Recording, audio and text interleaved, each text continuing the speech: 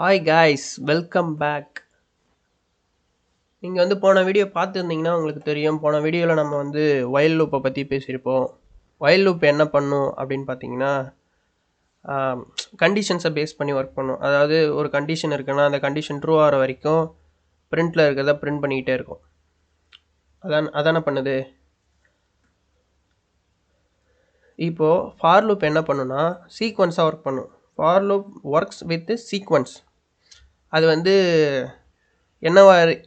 என்னவாலாம் இருக்கும்னு பார்த்தீங்கன்னா, அது லிஸ்ட்டாக இருக்கலாம், இல்லை டப்பிளாக இருக்கலாம், ஒரு டிக்ஷனரியாக இருக்கலாம், இல்லை ஒரு செட்டாக இருக்கலாம், இல்லை ஸ்ட்ரிங்காக கூட இருக்கலாம். இந்த மாதிரிலாம் இருந்ததுன்னா ஃபார் லூப் அந்த மாதிரி இருக்கிறதுல ஃபார் லூப்பை யூஸ் பண்ணுவாங்க. ஓகேவா? இப்போ நம்ம ஒரு எக்ஸாம்பிளை பார்த்துடலாம்.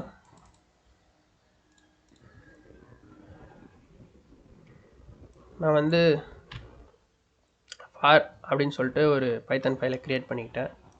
இப்போ எக்ஸாம்பிளுக்கு நான் ஒரு நம்னு சொல்லிட்டு ஒரு வேரியபிள் க்ரியேட் பண்ணிக்கிறேன். ஓகேவா? நம்முக்குள்ளே நான் ஒரு லிஸ்ட்டு ஒன்று க்ரியேட் பண்ணிக்கிறேன். லிஸ்ட்டில்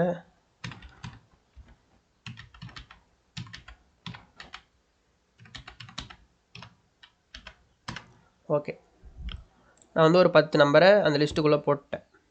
இப்போது எனக்கு இது ஒன் பை ஒன்னாக பிரிண்ட் பண்ணி பார்க்கணும்.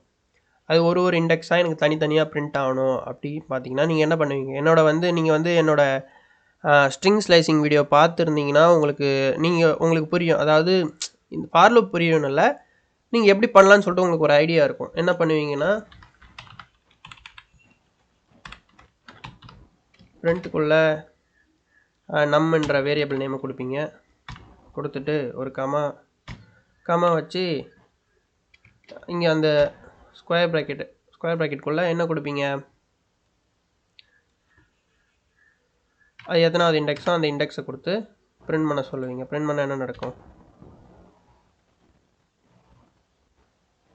ஓகே, சாரி, இது ஏன் வந்ததுன்னா 0 அப்படின்னு சொல்லிட்டு நான் 0 கொடுத்து வச்சுருக்கேன். கமா வைக்கக்கூடாது. கமா வைக்காமல் ட்ரை பண்ணி பாருங்கள். ஓகே, இப்போ 1 அப்படின்னு சொல்லிட்டு பிரிண்ட் ஆகிருக்கு. இப்போ நீங்கள் என்ன பண்ணுவீங்கன்னா, இதே காப்பி பண்ணி திருப்பி பிரிண்ட் பண்ணுவீங்க. இப்போ பார்த்தீங்கன்னா அப்போ ஆர்டராக பிரிண்ட் பண்ணிட்டு வந்திருக்கு. இது ஒரு நல்ல ஒரு வே கிடையாது. இதுக்கு நம்ம என்ன பண்ணணும் அப்படி பார்த்தீங்கன்னா, ஃபார் லூப் யூஸ் பண்ணலாம். இப்போ இது நீங்கள் ஒரு 10 நம்பர் இருக்கிறதுனால நீங்கள் ஈஸியாக பிரிண்ட் பண்ணிடுவீங்க.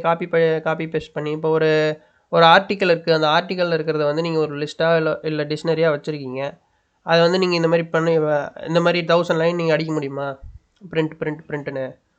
அதுக்கு தான் நம்ம ஃபார் லூப் யூஸ் பண்ணுவோம். ஃபார் எதுக்கு கொடுக்குறோன்னா, இது ஒரு லூப். ஃபார் லூப் மென்ஷன் பண்ணுறதுக்காக ஃபார் கொடுக்குறோம்.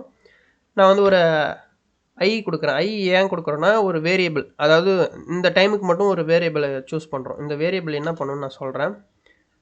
ஐ கொடுத்துட்டோமா, ஐ இன் அப்படின்ற இது எது கொடுக்குறோன்னா, இந்த இதுக்குள்ளே, அதாவது நம்பருக்குள்ளே, அதாவது நம்மன்ற வேரியபிள்குள்ளே கொடுக்குறோன்றதுக்காக நம்ம மென்ஷன் பண்ணுறோம். இப்போ நம்மன்னு கொடுத்துட்டேன். ஓகேவா? இந்த ஃபார் இப்போ என்ன பண்ணுன்னா, ஃபார் ஐ இருக்குல்ல, இந்த ஐயை இந்த நம்பருக்குள்ளே இருக்கிறத ஒன்று ஒன்றா எடுத்து நமக்கு காட்டும். I equal to 1, I equal to 2, I equal to 3 அப்படின்னு சொல்லிட்டு பிரிண்ட், அதாவது அது எடுத்து நமக்கு காட்டும் ஒரு தடவையும், லூப் மாதிரி. அதனால தான் இது ஃபார் லூப் சொல்லுவோம். இப்போ நம்ம என்ன பண்ணோம்னா, பிரிண்ட் கொடுக்குறோம். பிரிண்ட் ஐ. இங்கே ஐ தான் கொடுக்கணுமா ப்ரோ அப்படின்னு கேட்டால் அதெல்லாம் ஒன்றும் தேவையில்லை. நீங்கள் என்ன வேணாலும் கொடுத்துக்கலாம். ஓகே, நான் இப்போ பிரிண்ட் பண்ணுறேன். இப்போ பார்த்தீங்களா, 1 2 3 4 5 6 7 8 9 0 அப்படின்னு சொல்லிட்டு வந்துடுச்சு. இப்போ இங்கே என்ன நடந்திருக்குன்னு உங்களுக்கு புரிஞ்சிருக்குல்ல. இப்போ ஐ என்ன பண்ணுன்னா, ஐ ஈக்குவல் டு 1ன்னு சொல்லிட்டு இங்கே போட்டு பிரிண்ட் பண்ணிடும். நெக்ஸ்ட் ஐ ஈக்குவல் டு 2ன்னு சொல்லிட்டு இங்கே பிரிண்ட் பண்ணோம். ஐ ஈக்குவல் டு 3ன்னு சொல்லிட்டு இங்கே பிரிண்ட் பண்ணோம். அதுதான் இங்கே நடந்திருக்கு. இது நீங்கள் லிஸ்ட்டாக கொடுத்துருக்கீங்க, ஒரு இண்டிஜராக கொடுத்துருக்கீங்க, இது ஸ்ட்ரிங்கை பிரிண்ட் பண்ணுமா அப்படின்னு நீங்கள் கேட்கலாம். ஸ்ட்ரிங்கையும் பண்ணும். அதுக்கும் எக்ஸாம்பிள் பார்த்துடலாமா? ஓகே, நான் என்னன்னே கொடுத்துக்கிறேன். எதுக்கு நம்ம டைம் வேஸ்ட் பண்ணோம். n ஈக்குவல் டு ஒரு ஸ்ட்ரிங்கை கொடுக்குறேன். ஓகே, பைத்தன் அப்படின்னு சொல்லிட்டு நான் ஒரு ஸ்ட்ரிங்கை அதுக்குள்ள கோட்ஸ்குள்ளே கொடுத்துட்டேன். இப்போ இது என்ன பண்ணும் அப்படின்னு பார்த்தீங்கன்னா, பிரிண்ட் கொடுத்தேன்னா ஒரு லெட்டராக பிரிண்ட் பண்ணோம். தெரியுதா என்ன நடந்திருக்குன்னு சொல்லிட்டு? பி தனியாக, ஒய் தனியாக, டி ஹெச் தனியாக, ஓ என் அப்படின்னு சொல்லிட்டு பைத்தான் அப்படின்னு சொல்லிட்டு தனித்தனியாக பிரிண்ட் பண்ணியிருக்கு. இப்போ எனக்கு வந்து தனித்தனியாக வேணாம் அப்படின்னா இங்கே என்ன பண்ணலான்னா இங்கே ரீசெண்டாக ஒரு கம்மா வச்சுட்டு எண்ட் ஈக்குவல் டு எம்டி அப்படின்னு சொல்லிட்டு கொடுத்துட்டு ரன் பண்ணிங்கன்னா எல்லாம் ஒரே லைனில் வந்துடும். புரியுதா? இது வந்து எஸ்கேப் சீக்வன்ஸ். நீங்கள் முன்னாடி வீடியோ பார்த்துருந்தீங்கன்னா உங்களுக்கு தெரியும், பார்த்தவங்களுக்கு தெரியும். ஓகேவா? சரி, ஓகே. இதை சொல்ல மறந்துட்டேன். இங்கே என்னன்னு சொல்லிட்டு நம்ம இங்கே கொடுத்துருக்கோம்ல, இது இங்கே கொடுக்கணுன்னு அவசியம் இல்லை. டைரெக்டாக நம்ம ஃபார்லேயே கொடுத்துக்கலாம். இங்கே என்ன கொடுக்கலாம்னா இங்கே ஒரு டபுள் கோட்ஸ் கொடுத்து பைத்தான் அப்படின்னு சொல்லிட்டு கொடுத்துட்டு பைத்தனில், அதாவது இந்த பைத்தன் இருக்க ஸ்ட்ரிங் இருக்குல்ல, இந்த ஸ்ட்ரிங்கில் வந்து என்ன இருக்கோ அதை வந்து நீ வந்து எனக்கு தனித்தனியாக எடுத்து பிரிண்ட் பண்ணி காட்டு அப்படின்னு சொல்லிட்டு கொடுக்கலாம். புரியுதா என்ன நடக்குதுன்னு சொல்லிட்டு? இங்கே நீங்கள் ஸ்ட்ரிங் தான் கொடுக்கணும்னு அவசியம் இல்லை, எது வேணால் கொடுக்கலாம். ஒரு லிஸ்ட்டு கொடுக்கலாம், ஒரு டப்பிள் கொடுக்கலாம், ஒரு செட்டை கொடுக்கலாம், ஒரு டிக்ஷனரி கொடுக்கலாம், என்ன வேணால் கொடுக்கலாம். இந்த இடத்துல பெஸ்ட்டு என்னென்னு பார்த்தீங்கன்னா இங்கே நீங்கள் தனியாக ஒரு வேரியபிள் க்ரியேட் பண்ணிட்டீங்கன்னா அதை எங்கே வேணால் யூஸ் பண்ணிக்கலாம். இப்போ ஃபாரில் மட்டும் இது சிம்பிளாக இருக்குன்றதுனால நான் இங்கே கொடுக்கலாம், இங்கே இதுவும் ஒரு வே அப்படின்னு சொல்கிறதுனால நான் இங்கே வந்து சொல்கிறேன். ஓகேவா? இப்போ இன்னொரு எக்ஸாம்பிள் பார்த்துடலாம். இப்போ நீங்கள் வந்து ஒரு 10 நம்பரை பிரிண்ட் பண்ண போகிறீங்க. அதுக்கு வந்து நீங்கள் என்ன பண்ணுவீங்கன்னா இங்கே வேரியபிள் க்ரியேட் பண்ணணும்லாம் அவசியம் இல்லை. அதுக்கு என்ன பண்ணலாம் அப்படின்னு பார்த்தீங்கன்னா ரேஞ்சுன்னு ஒரு டிஃபால்ட்டாகவே ஒரு ஃபங்க்ஷன் இருக்குது பைத்தானில். அந்த ஃபங்க்ஷனை கால் பண்ணால் மட்டும் போதும். ஃபஸ்ட்டு ஃபார் ஐ மட்டும்தான் கொடுக்கணுமா? இல்லை எது ஒன்றா கொடுக்கலாம். ஏ இன் ரேஞ்ச். இப்போ ரேஞ்ச் ஃபங்க்ஷனை கால் பண்ணிட்டோம். ரேஞ்ச் ஃபங்க்ஷனாக எப்பயுமே ப்ராக்கெட் இருக்கும். அந்த ப்ராக்கெட்குள்ளே வந்து உங்களுக்கு எது வேணுமோ அதை கொடுத்துக்கலாம். இப்போ வந்து நான் வந்து எனக்கு வந்து 1 to 10 வரைக்கும் பிரிண்ட் பண்ணணும்னா 11ன்னு கொடுக்கணும். ஏன்னா 1 வந்து எக்ஸ்க்ளூடிங்காக தான் கொடுக்கணும். ஏன் அப்படின்னு பார்த்தீங்கன்னா பைத்தானை பொறுத்த வரைக்கும் ஃபஸ்ட்டு வேல்யூ இருக்குல்ல, அதாவது இந்த நம்ம 1ன்னு கொடுக்குறோம்ல, அது வந்து இன்க்ளூடிங்காகவும் லாஸ்ட்டாக கொடுக்குறோம்ல ஃபைனல் வேல்யூ, அதாவது எண்டு வேல்யூ, அது வந்து எக்ஸ்க்ளூடிங்காகவும் இருக்கும். அப்போ நீங்கள் வந்து ஒன்று எக்ஸ்ட்ரா கொடுத்தா தான் அது கரெக்டாக வரும். ஒரு கோலன் வச்சுட்டு இப்போ பிரிண்ட் ஏ அப்படின்னு சொல்லிட்டு கொடுத்தோம்னா என்ன நடக்கும்னா ஜஸ்ட் அதை 1 to 10 வரைக்கும் பிரிண்ட் பண்ணிட்டோம். அப்படி இல்லை எனக்கு வந்து நீங்கள் உங்களுக்கு 10 மட்டும்தான் வேணும் அப்படின்னா 10 வரைக்கும் 10 டேரெக்டாகவே கொடுத்துடலாம். 10 கொடுத்தாலும் பிரிண்ட் ஆகும் 10 வரைக்கும். ஏன் இங்கே 10 வரைக்கும் தான் வந்திருக்குன்னா அது 0லேருந்து எடுத்துக்கிச்சு. புரியுதா? அது எப்பயுமே பைத்தானை பொறுத்த வரைக்கும் அதனோட ஃபஸ்ட்டு வேல்யூ என்னென்னா 0 தான். அப்போ நீங்கள் இங்கே வந்து 11ன்னு கொடுக்கணும். ஓகே, இப்போ கரெக்டாக வந்திருக்கும். இப்போ உங்களுக்கு நீங்கள் வந்து ஒருத்தவங்களுக்கு ஹாய் சொல்கிறீங்க, 5 times ஹாய் சொல்கிறீங்கன்னு வச்சுக்கோங்களேன். 5 times நீங்கள் வந்து தொடர்ந்து ஹாய் சொல்கிறீங்க. நீங்கள் என்ன பண்ணுவீங்க, உங்கள் பிரெயின்குள்ளே ஒரு கவுண்டர் இருக்குல்ல, அது கவுண்டர் மீன்ஸ் நீங்கள் சொல்லுவீங்க ஹாய் 1, ஹாய் 2, ஹாய் 3 அப்படின்னு சொல்லிட்டு 3 தடவை சொல்லிட்டோம், 4 தடவை சொல்லிட்டோம், 5 தடவை சொல்லிட்டோம் அப்படின்னு சொல்லிட்டு சொல்லுவீங்க. இதுவே நான் வந்து இங்கே ஏ கொடுக்கறதுக்கு பதிலாக டபுள் கோட்ஸ்குள்ளே ஹலோ சொல்லிட்டு கொடுக்குறேன். ஹலோ. இப்போ இது என்ன பண்ணும் அப்படின்னு பார்த்தீங்கன்னா 5 times, அதாவது இந்த ரேஞ்ச் என்ன பண்ணுன்னா கவுண்ட் பண்ணிக்கும். 0லேருந்து தான் எடுத்துக்கும். அதாவது 0 ஃபஸ்ட் நம்பர் தானே, அதாவது 5 வரைக்கும், அதாவது 4 வரைக்கும் வந்தாலும் 0லேருந்து பார்த்தா 5 தடவை தான். இப்போ என்ன பண்ணணும்னா ஹலோ ஹலோ ஹலோன்னு சொல்லிட்டு 5 தடவை பிரிண்ட் பண்ணிடும். பார்த்தீங்களா என்ன நடந்திருக்கு சொல்லிட்டு? ஸோ நெக்ஸ்ட்டு என்ன பார்த்தீங்கன்னா இப்போ ஸ்ட்ரிங் ஸ்லைசிங் பண்ணுவோம் தெரியுமா? நம்ம இந்த ஸ்லைசிங் மெத்தடை இதுலேயும் ஃபார் லூப்லேயும் யூஸ் பண்ணலாம். அது எப்படி பண்ணலான்னு சொல்லிட்டு நான் சொல்கிறேன். ஜஸ்ட்டு நான் ஃபஸ்ட் இங்கே வந்து ஏனே கொடுத்துக்கிறேன். ஏனே கொடுத்துட்டு எனக்கு வந்து இப்போது 1 to 21 அப்படின்னு சொல்லிட்டு எனக்கு வந்து 20க்குள்ளே 20 வரைக்கும் என்ன பண்ணணும்னா அதாவது இந்த தேர்டாக கொடுக்குறோம்ல ஒரு இண்டெக்ஸ், அது என்ன பண்ணணும்னு தெரியும்ல. 2 2வாக விட்டுட்டு மீதியை அதாவது 1 to 20க்குள்ளே 2 2வாக பிரிண்ட் பண்ணும். அதாவது இப்போ ரன் பண்ணி பார்த்துடலாம் என்ன நடக்குதுன்னு பாருங்கள். பார்த்தீங்களா 1 3 5 அப்படி பிரிண்ட் பண்ணியிருக்கு. அதாவது நடுவில் ஒரு இண்டெக்ஸை விட்டுடுச்சு, 2 விட்டுடுச்சு, 3க்கு அப்புறம் 4 விட்டுடுச்சு, அந்த மாதிரி நடந்திருக்கு. இப்போ நீங்கள் இங்கே வந்து 20லேருந்து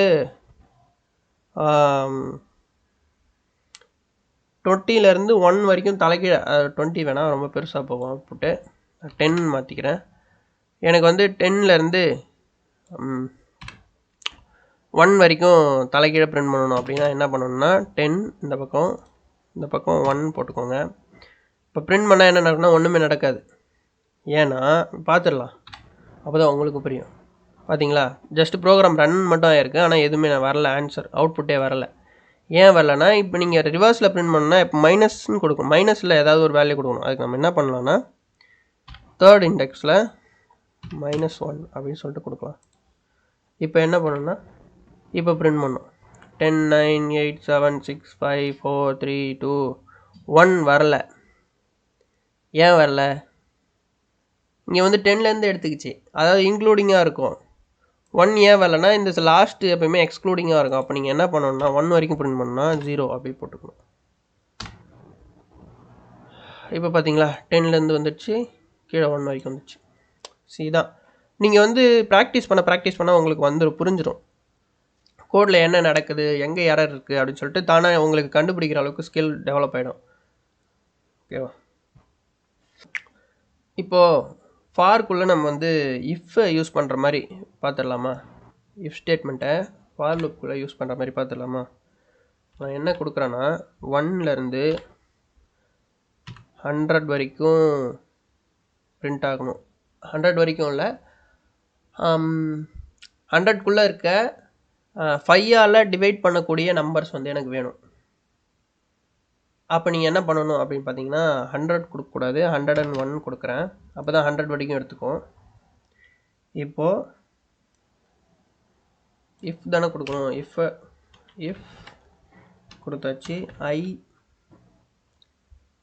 டிவைட் தான் பண்ண போகிறோம், 100ஆல் டிவைட் பண்ணக்கூடிய நம்பர்ஸ். அப்போ நம்ம என்ன பண்ணலான்னா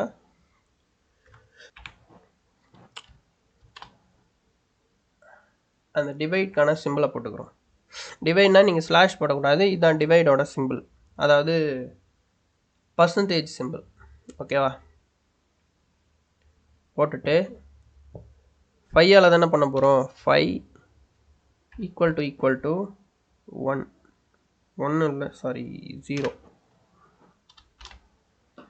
ஓகே, எப்பயுமே கண்டிஷன் கொடுக்குறோன்னா நம்ம அங்கே வந்து ஒரு கோலன் வைக்க மறக்கக்கூடாது. இப்போ இன்டென்டேஷன் நடந்ததுக்கு புரியுதா? இங்கே ஒரு 4 ஸ்பேஸு, இங்கேருந்து ஒரு 4 ஸ்பேஸ், அதாவது இந்த ஃபாருக்கான 4 ஸ்பேஸு ப்ளஸ் இதுக்கான ஒரு 4 ஸ்பேஸ், இஃப்க்கான ஒரு 4 ஸ்பேஸ். புரியுதில்ல? ஓகே, இப்போ என்ன பண்ணலான்னா print a அப்படின்னு சொல்லிட்டு நான் கொடுத்துட்டு இப்போ வந்து இந்த ப்ரோக்ராம் கம்ப்ளீட் ஆன பிறகு எனக்கு என்ன நடக்கணும் அப்படின்னு பார்த்தீங்கன்னா print